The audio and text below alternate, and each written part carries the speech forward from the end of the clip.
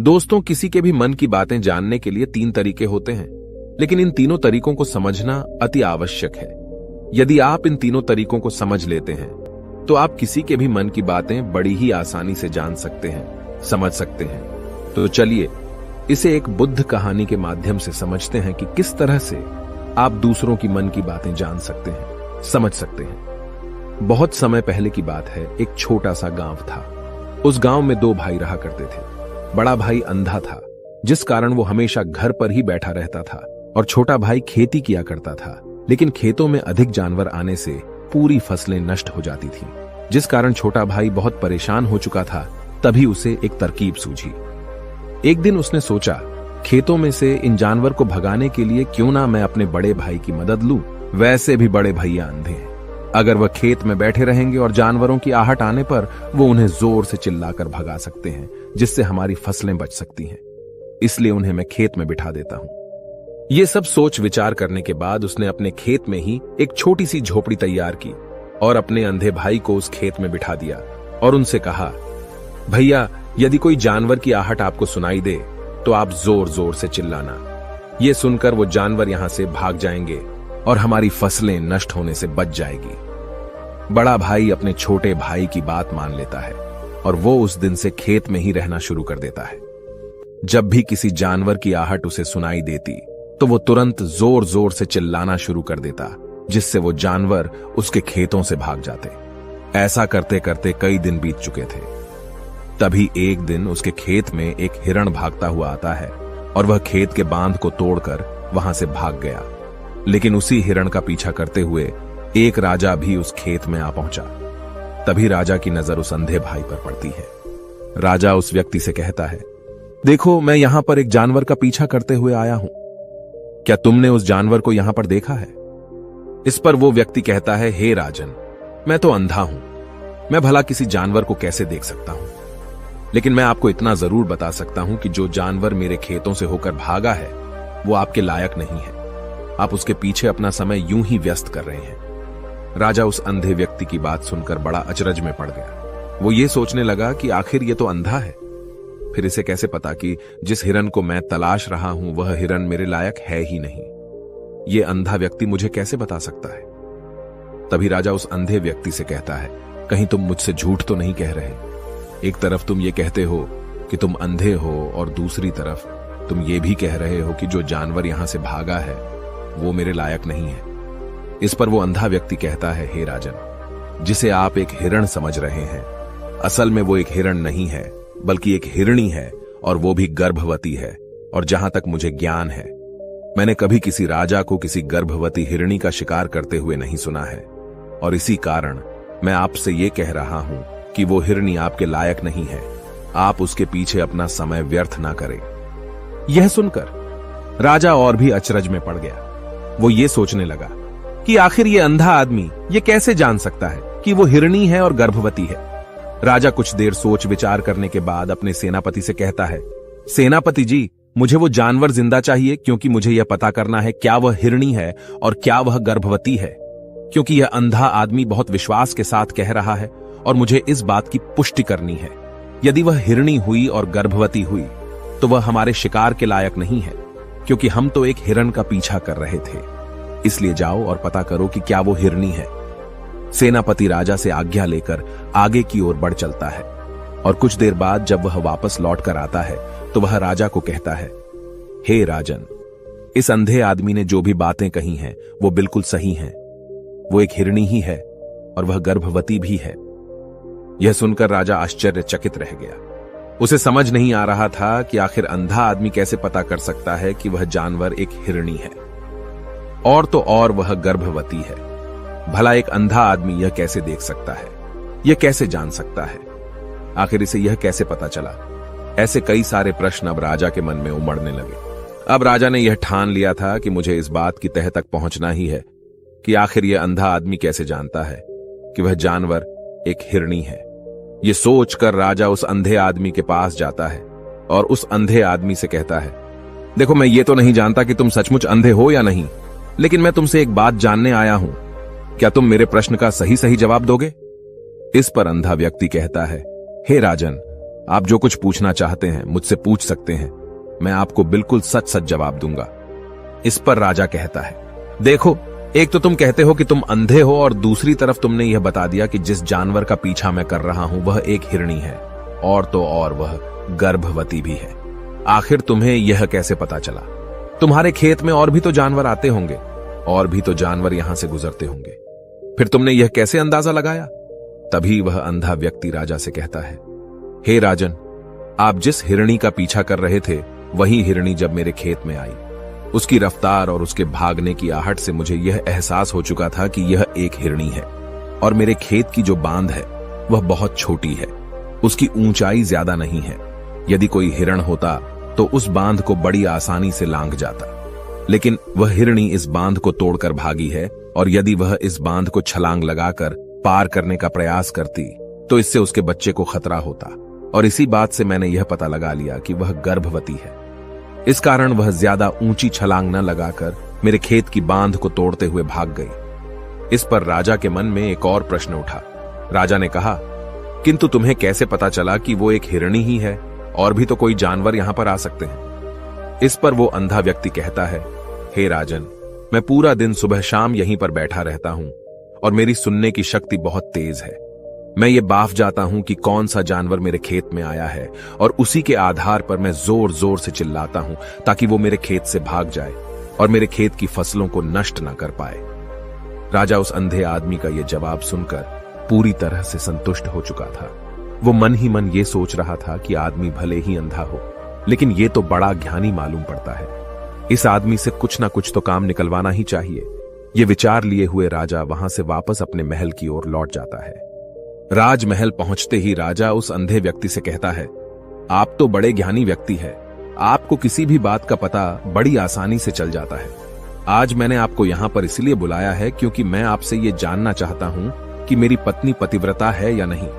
इस पर वो अंधा व्यक्ति कहता है, हे राजन, ये कैसा प्रश्न हुआ? इस पर राजा कहता है, मैंने आपसे बिल्कुल उचित प्रश्न किया है, मुझे इस प्रश्न का उत्तर दीजिए। इस पर वो अंधा व्यक्ति कहता है, हे राजन, ये सारी बातें जाने दीजिए। आपकी शादी को इतने साल बीत चुके हैं, और अब आप ये बात क्यों जानना चाहते हैं? आपके मन में ऐसे प्रश्न क्यों उठ रहे हैं? इस पर राजा जिद करते हुए कहता है, देखिए, आपको मुझे इस प्रश्न का उत्तर तो देना ही होगा। यदि आप मुझे इस प्रश्न का उत्तर नहीं देंगे तो मैं आपको मृत्युदंड दे दूंगा। राजा के मुख से यह बात सुनकर वो अंधा व्यक्ति कहता है, हे राजन, यदि आप इस प्रश्न का उत्तर चाहते हैं तो उसके लिए आपको मेरा एक काम करना होगा। राजा कहता है, बोलो, मुझे क्या काम करना होगा? इस पर व्यक्ति कहता है, इसके लिए आपकी पत्नी को मेरे साथ कमरे में अकेले छोड़ना होगा। उस अंधे व्यक्ति की यह बात सुनकर राजा पहले तो क्रोधित हो जाता है, लेकिन फिर कुछ सोच विचार करने के बाद वह उस व्यक्ति की बात मान लेता है और अपने सेनापति को आदेश देता है, सेनापति जी, इस व्यक्ति को और मेरी पत्नी को एक कमरे में कुछ देर के लिए अकेला छोड़ दे। सेनापति बिल्कुल वैसा ही करता है। अब राजा की पत्नी और अंधा आदमी एक कमरे में बंद हो चुके होते हैं। तभी वो अंधा आदमी राजा की पत्नी से कहता है, मुझे आपको छूना है। इस बात पर रानी अत्यधिक क्रोधित हो जाती है और उस अंधे आदमी को वो पकड़ पकड़ कर पीटने लगती है, कभी हाथों से तो कभी लातों से तो कभी पटक पटक कर। इस तरह से उन्होंने उस अंधे आदमी की खूब पिटाई की। उसके बाद किसी तरह से वह अंधा आदमी अपनी जान बचाकर वहां से भाग निकलता है और वह राजा के पास पहुंचता है और वह राजा से कहता है, हे राजन, आपकी पत्नी पतिव्रता नहीं है। यह बात सुनकर राजा अत्यधिक क्रोधित हो उठता है और राजा अपनी तलवार निकालकर सीधा अपनी पत्नी की ओर जाता है और क्रोधित होकर वह अपनी रानी से कहता है, रानी जी, आज मैं जो भी सवाल आपसे करने वाला हूं उसका मुझे सच सच जवाब दीजिएगा, और यदि आपने एक शब्द भी झूठ कहा तो मैं आपका अभी के अभी सर धड़ से अलग कर दूंगा। तभी आगे वह राजा कहता है, मुझे बताइए, क्या आप पतिव्रता हैं या नहीं? इस पर रानी कहती है, हे राजन, आप भले ही मुझे जान से मरवा दीजिए, लेकिन मैं पतिव्रता नहीं हूं। राजा यह बात सुनकर बहुत खुश हुआ, क्योंकि उस अंधे आदमी ने जो भी कहा था वह बिल्कुल सच था। यह बात सुनकर तुरंत ही राजा उस आदमी के पास पहुंचता है और आकर उस अंधे आदमी से कहता है, तुम्हें कैसे पता चला कि मेरी पत्नी पतिव्रता नहीं है? इस पर वह अंधा आदमी कहता है, हे राजन, बड़ी सीधी सी बात है। मैंने तो आपकी पत्नी से बस इतना ही कहा था कि मुझे आपको छूना है, और इस बात पर वह इतना क्रोधित हो उठी कि उन्होंने गुस्से में आकर मुझे लात घूंसों से पीटना शुरू कर दिया। और भला कोई औरत किसी और मर्द को कैसे छू सकती है, लेकिन उन्होंने न आव देखा न ताव, बस लात घूंसे मुझ पर बरसाने शुरू कर दिए। वह भी तो एक छूना ही हुआ, और एक पतिव्रता नारी कभी भी पराये मर्द को नहीं छूती। जब मैंने उसे छूने के लिए कहा था तो वह उस वक्त मुझे मना कर सकती थी, लेकिन उन्होंने तो मुझे पीटना शुरू कर दिया और देखते ही देखते उन्होंने मेरे पूरे शरीर को छू लिया। अब आप ही बताइए, ऐसी स्त्री भला पतिव्रता कैसे हो सकती है? इस पर राजा कहता है, तुम तो बड़े ज्ञानी मालूम पड़ते हो। अच्छा ठीक है, चलो तुम मेरे एक प्रश्न का और जवाब दो। यदि तुमने मुझे इस प्रश्न का सही सही जवाब दे दिया तो मैं तुम्हें यहां से जाने दूंगा। आगे राजा उस अंधे आदमी से कहता है कि तुम मुझे यह बताओ, क्या मैं सच में अपने पिताजी का ही बेटा हूं या फिर किसी और का? इस पर वह अंधा भी कहता है, हे राजन, इस बात से आपका क्या लेना देना? आप किसी की भी औलाद हो, आखिर आप हैं तो इस राज्य के राजा, इसलिए इस प्रश्न को जाने दीजिए। लेकिन राजा कहता है, नहीं नहीं, मुझे इस प्रश्न का सही सही जवाब चाहिए, अन्यथा यह प्रश्न मुझे हमेशा परेशान करता रहेगा। इसलिए मैं इसका सही सही जवाब जानना चाहता हूं। यदि तुम इसका सही सही जवाब दे देते हो तो तुम यहां से जा सकते हो, मैं तुम्हें नहीं रोकूंगा। इस पर वह अंधा आदमी कहता है, हे राजन, इसके लिए तो मुझे आपके मां के पास भी जाने की कोई आवश्यकता नहीं है। मैं आपको अभी अभी यह बता सकता हूं कि आप किसकी औलाद हैं, लेकिन उससे पहले मैं चाहता हूं कि आप मुझसे एक वादा करें कि आप मुझ पर क्रोध नहीं करेंगे। राजन ने कहा, मैं तुमसे वादा करता हूं, मैं तुम पर क्रोध नहीं करूंगा। इसके बाद वह अंधा आदमी राजा से कहता है, हे राजन, आप है तो अपने ही पिता के पुत्र, लेकिन आप पर एक कंजूस सेठ की छाया पड़ी हुई है। यह सुन राजा बहुत क्रोधित हो उठा और वह तुरंत तलवार निकालकर अपनी मां के पास जा पहुंचा। वह वहां पर पहुंचने के बाद अपनी मां से कहता है, मां, मुझे सच सच बताइए, क्या मैं अपने ही पिता का पुत्र हूं या नहीं? यदि आपने मुझे सही सही नहीं बताया तो वह यहीं पर अपने प्राण त्याग दूंगा। मुझे बताओ क्या सच है? इस पर उस राजा की मां कहती है, बेटा, तू है तो अपने ही पिता का पुत्र, लेकिन तुम्हारे ऊपर एक कंजूस सेठ की छाया पड़ी हुई है। जब मैं एक बार नहाने के बाद अपना मुंह आईने में देख रही थी, तभी उस कांच के पीछे मुझे एक कंजूस सेठ नजर आता है और उसी की छाया तुम पर पड़ चुकी है। यह सुन राजा बहुत खुश हो जाता है और वह तुरंत दौड़ा दौड़ा वापस उस अंधे आदमी के पास पहुंचता है और उस अंधे आदमी से कहता है, तुम्हें यह कैसे पता चला कि मुझ पर एक कंजूस सेठ की छाया पड़ी हुई है? इस पर वह आदमी कहता है, हे राजन, आपने मुझसे कई सारे सवाल पूछे जिनका जवाब मैंने आपको सही सही दिया है। यदि कोई और राजा होता तो मुझे इसके बदले में ढेरों सारे इनाम मिल चुके होते, लेकिन अब तक आपने एक फूटी कौड़ी तक नहीं दी है। इस बात से ही मैंने अंदाजा लगा लिया था कि आप बहुत कंजूस हो। यह बात सुनकर राजा जोर जोर से हंसने लगा और कहता है कि आप जो भी मांगेंगे वह मैं आपको अवश्य दूंगा, लेकिन मुझे यह बताओ कि तुम्हें कैसे पता चल जाता है कि कौन सी बात सही है और कौन सी गलत? तुम किसी भी बात का इतना सटीक और सही जवाब कैसे दे पाते हो? इस पर वह अंधा आदमी कहता है, हे राजन, मैं तो वैसे ही अंधा हूं। यदि मेरी आंखें होती तो मैं किसी की भी मन की बातें बड़ी सरलता से जान लेता। मन की एक भाषा होती है और यह भाषा मनुष्य के शरीर के व्यवहार के रूप में देखी जा सकती है। उसकी आंखों से, उसके होठों से, उसके काम करने के तरीके से, उसकी क्रियाओं से पता किया जा सकता है कि उसके मन में क्या चल रहा है। उसके आधार पर हम किसी के भी मन की बातें जान सकते हैं। लेकिन मैं तो अंधा हूं, मैं देख नहीं सकता, इसलिए मैं क्रियाओं से देखता हूं। यदि मुझे कोई बात जाननी हो तो अगले आदमी को कुछ काम देना पड़ता है, जिस पर वह व्यक्ति किस प्रकार काम करता है, किस तरीके से इस काम को करता है, उसके आधार पर ही मैं यह पता कर पाता हूं कि उसके मन में क्या चल रहा है। तभी वह राजा कहता है, तो क्या इसका अर्थ यह हुआ कि मैं भी किसी के मन की बातें जान सकता हूं? इस पर वह अंधा आदमी कहता है, हे राजन, अवश्य आप भी किसी भी व्यक्ति के मन की बात जान सकते हैं, किंतु उससे पहले आपको अपने ऊपर काम करना होगा, और वह काम है अपने मन को शांत करना, अपने मन को वर्तमान में लाना होगा, जिसके लिए मैं आज आपको 3 तरीके बताने वाला हूं। और ये तीनों ही तरीके बड़े ही आसान और सरल हैं। किंतु हे राजन, उससे पहले आपको एक काम करना होगा, अपने मन को एकाग्र करना होगा। जब हम अपने मन को एकाग्र करते हैं, अपने मन को वर्तमान में लाते हैं, तो हम दूसरे के मन की बात जान सकते हैं, क्योंकि वह आदमी अभी भी अपने मन में वर्तमान में ही सोच रहा है, और हमें भी मन को वर्तमान में ही लाना होगा। तभी हम उसके मन की बातें जान सकते हैं। यदि हम अतीत में हुई घटनाओं के बारे में सोच रहे हैं, तो वह जो अगला आदमी वर्तमान में सोच रहा है, वर्तमान में अपने मन में बात कर रहा है, वह हम कैसे जान पाएंगे? क्योंकि हम तो अतीत की घटनाओं में डूबे हुए हैं। इसलिए किसी के भी मन की बात जानने के लिए सबसे पहले हमें हमारे मन को एकाग्र करना होगा, उसे वर्तमान में लाना होगा। आगे वह व्यक्ति राजा से कहता है, हे राजन, जो 3 तरीके मैं आपको बताने वाला हूं, इन 3 तरीकों से बड़ी आसानी से किसी के भी मन की बातें जान सकते हैं। उसके बाद वह अंधा आदमी राजा से कहता है, हे राजन, जो सबसे पहला तरीका है वह है आंखों पर ध्यान देना। किसी व्यक्ति से बात करते वक्त उसकी आंखों में देखना, उसकी आंखों पर ध्यान देना जो सबसे ज्यादा जरूरी है, क्योंकि आंखें बोलती नहीं पर बहुत कुछ कह जाती हैं। यदि हम किसी व्यक्ति की आंखों के इशारों को समझना सीख जाएं, हम यह जान पाएंगे कि व्यक्ति के दिमाग में क्या चल रहा है, वह क्या सोच रहा है और अभी वह क्या करने वाला है। मेरे पास आंखें नहीं हैं, लेकिन मैंने अपने गुरु से यह विद्या सीखी है, क्योंकि बहुत सालों पहले मेरे पास आंखें थीं और मैं उस वक्त लोगों के मन की बातें केवल उनकी आंखों से ही जान लेता था। इसलिए यदि आप भी दूसरों की मन की बातें जानना चाहते हैं, तो आपको भी उनकी आंखों पर गौर करना चाहिए, जैसे कि उनका आकार कैसा है, वह कब, कहां और किधर देख रहे हैं। यदि उसकी आंखें यहां वहां घूम रही हैं, जब आप उससे बातें कर रहे हैं, तो वहां वह इधर उधर मोड़ रहा है, कभी ऊपर तो कभी नीचे या कभी आसपास, या फिर उसकी आंखें खुश नजर आ रही हैं या फिर आंखें निराश नजर आ रही हैं, जैसे कि चोर होता है।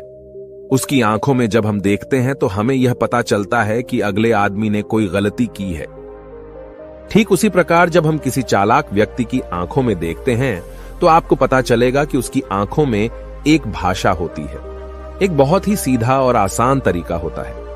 यदि आपको यह पता लगाना है कि सामने वाला व्यक्ति आपसे झूठ कह रहा है या फिर सही, तो आपको उसकी आंखों पर ध्यान देना अति आवश्यक है।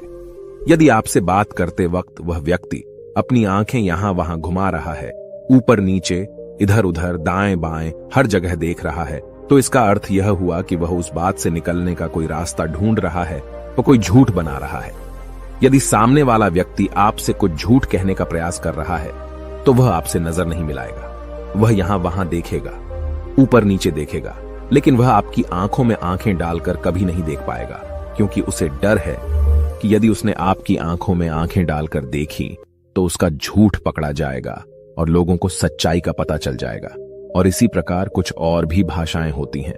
जब आप किसी की आंखों में आंखें डालकर यह देखना शुरू कर देंगे कि उसके हाव भाव क्या है, ठीक उसी प्रकार चेहरे के हाव भाव होते हैं, जिससे हम मन की बातें बड़ी आसानी से समझ सकते हैं और इन्हें भी समझना बहुत जरूरी है। कभी कभी कोई व्यक्ति अपने चेहरे से जैसे आंख, होंठ और बहुत से कुछ अलग अलग व्यवहार करता है। यदि आप किसी व्यक्ति के चेहरे में गौर करेंगे तो आप आसानी से समझ पाएंगे कि वह व्यक्ति निराश है, जब व्यक्ति बहुत उदास है, या फिर वह बहुत खुश है, या फिर उसे कोई बहुत बड़ा दुख है। वह अपने अंदर क्या महसूस कर रहा है, ये सारी बातें हम उसके चेहरे के हाव भाव से पता कर सकते हैं। फिर चाहे इंसान जुबान से कुछ बोले या ना बोले, लेकिन आप उसके चेहरे से सब कुछ पता कर सकते हैं। आगे व्यक्ति राजा से तीसरा तरीका बताते हुए कहता है, हे राजन, इसी प्रकार तीसरी भाषा भी है, अर्थात तीसरा तरीका भी है, और वह है हाथों के इशारे और शरीर का व्यवहार। मन की बात समझने के लिए हमें हाथ के इशारे और शरीर के व्यवहार को समझना बहुत आवश्यक है। कोई व्यक्ति जब बात करता है तो आपने देखा होगा कि वो अपने हाथों को हिलाता रहता है, अपने हाथों से इशारा करता रहता है। बातों के साथ साथ अपना शरीर का जो व्यवहार है, अर्थात बॉडी लैंग्वेज, उसका भी पूरा उपयोग करता है, जिससे हमें यह पता चल पाता है कि वह व्यक्ति हमारी बातों पर कितना ध्यान दे रहा है और उसके मन में क्या चल रहा है। शरीर के व्यवहार को देखने के लिए उसके हाथ मटकाने, शरीर मटकाने और चेहरे पर बार बार हाथ लाने, हाथों का एक दूसरे से मसलना, ऐसी बहुत सी क्रियाएं होती हैं, उस पर हमें ध्यान देना अति आवश्यक है। मन की बात को समझने के लिए हमें शरीर के व्यवहार को भी समझना पड़ता है। यदि हम इन 3 तरीकों को सही तरीके से ध्यान देकर इन 3 तरीकों को अच्छे से समझ लेते हैं, तो हम बहुत जल्दी किसी भी व्यक्ति के मन की बातें बड़ी सरलता और सहजता से जान सकते हैं। इसलिए यदि आपको किसी के मन की बातें जानी है, तो आपको उसकी आंखों पर, उसके चेहरे पर, उसके शरीर के हाव भाव को और उसके हाथों को ध्यानपूर्वक देखना और समझना होगा, जिससे आप यह समझ पाएंगे कि आखिरकार उसके मन में क्या चल रहा है और वह क्या सोच रहा है। लेकिन उनसे पहले आपको अपने मन को एकाग्र करना होगा, शांत करना होगा और अपने मन को वर्तमान में लाना होगा। तभी आप उस व्यक्ति की इन सभी क्रियाओं पर ध्यान दे पाएंगे, उन्हें समझ पाएंगे।